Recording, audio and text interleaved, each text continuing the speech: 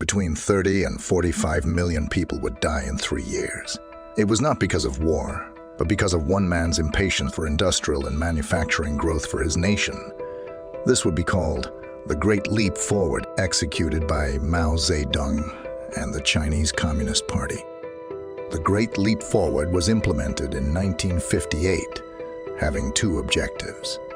One was to transform China into a collectivized society, which is an economic system in which control of production, work, and the people is centralized. And two, to create an industrialized economy in order to compete with the more advanced Western nations. The Great Leap Forward was scheduled to run from 1958 to 1963. It began during the period of the second five-year plan. The five-year plans are a series of social and economic development initiatives issued by the Chinese Communist Party since 1953. The first phase of collectivization resulted in modest improvements to the People's Republic of China. Famine was averted, but this would change in 1958. The central idea behind the Great Leap was to rapidly develop both heavy and light industry, urban and rural areas, and large and small-scale labor. At the start of the Great Leap Forward in the summer of 1958, party officials were tasked to collectivize all of the land. Private ownership was abolished, and all households were forced into state-operated communes. Although Mao loved the communal system, this change ruined peasant life. It took away their means to have the ability to sell or use their land as collateral for loans and be able to be with their families and live normal lives. As now, everything is shared, and they answer to the party. They were also forced to work long, intolerable hours, day and night in the fields.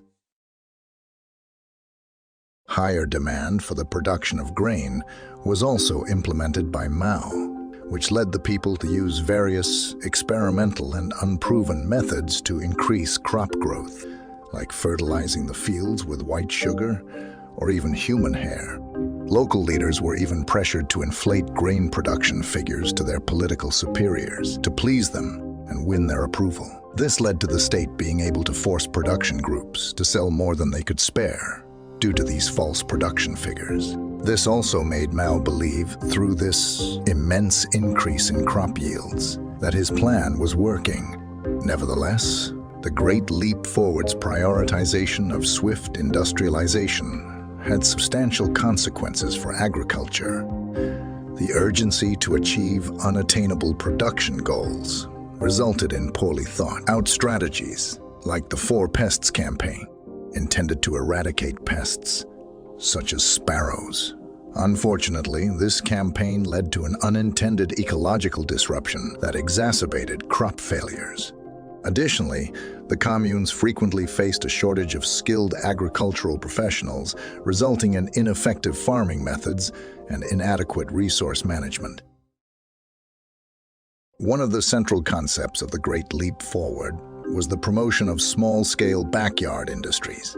These were meant to be local, community-based production units aimed at boosting industrial output in rural areas.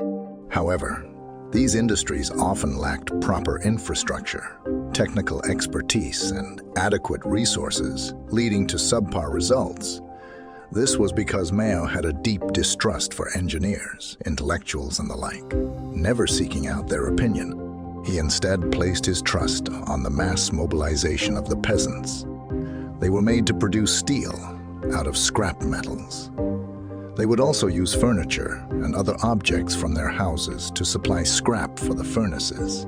Unfortunately, the lack of proper knowledge and resources led to the production of low-quality steel that was unusable, wasting valuable time and resources. Mao was only able to realize this mistake when he visited traditional steelworks in Manchuria in January of 1959. He found that quality steel could only be produced in large-scale factories with the use of reliable fuel, such as coal. He didn't, however, put an end to the production of the backyard steel industries so as not to dampen the enthusiasm of the masses. As this never really panned out, The movement was quietly abandoned in late 1959. Since kitchens from homes were abolished, a communal canteen was put in place for the people, where they were asked to eat as they pleased. The popular slogan was "Open your stomach, eat as much as you wish, and work hard for socialism." Even Mao himself instructed them to eat 5 meals a day. These feasts would be short-lived, however, as this was believed to have led to one of the worst famines in history. Problems arose as early as the winter of 1958. Chinese farmers normally maintained food stockpiles reserved for shortages or slow years. But because of the new society, they weren't able to do so. Some did and were able to get away and hide food for their own consumption. But that wouldn't last, since they'd devour it all once they knew officials would confiscate it from them. Once caught, peasants were subject to a range of punishments, some in the form of public criticism, where people were publicly humiliated, abused, tortured, and beaten. It was a way for the officials to intimidate the peasants into obeying them. This increased the death toll of the famine in several ways, causing internal injuries and acute hunger, which could induce death. Others who were caught were sent to labor camps. Farmers who now had no access to their traditional supplies of food were hostage to the limited and decreasing food supply of the communal canteens. By the onset of spring in 1959, the famine had spiraled out of control, plunging the population into extreme suffering.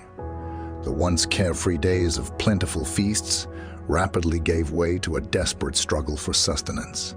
Accounts from that time indicate that the daily food intake for farm laborers plummeted to as little as 150 to 200 grams per meal. The staple of the Chinese diet, rice, had become scarce, leading to a diet consisting of meager alternatives like watery wheat porridge, sweet potatoes, sweet potato leaves, carrot leaves, and hemp noodles, which were made by slicing the roots of the plant into long silvers. In their desperation, farmers even resorted to consuming the bark from parasol and loquat trees. The problem was further compounded by widespread corruption, where unscrupulous officials took advantage of their positions to indulge in unlimited food from the canteens. They often manipulated and exaggerated agricultural production figures to their advantage. The situation was exacerbated by the fact that farmers had little motivation to work diligently, as everyone received the same meager food rations. Despite the daunting production targets, many farmers found these goals unattainable.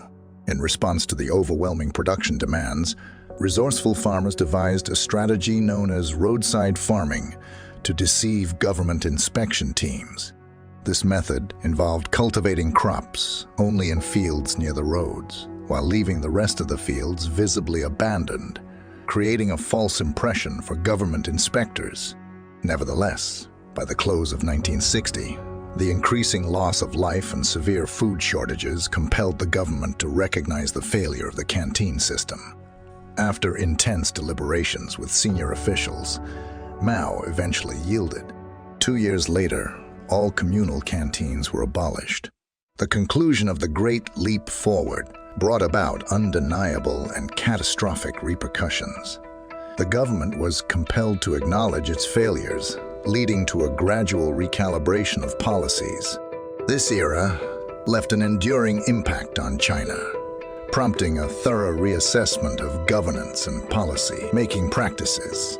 The lessons extracted from this tragic chapter in Chinese history have fundamentally shaped subsequent policies, underscoring the significance of equilibrium in development, prudent decision-making, and safeguarding basic human necessities. In summary, the Great Leap Forward, driven by aspirations for progress, resulted in a sequence of disastrous misjudgments. The ambitious objectives, combined with poorly executed policies and the diversion of resources, culminated in the tragic Great Chinese Famine and widespread anguish.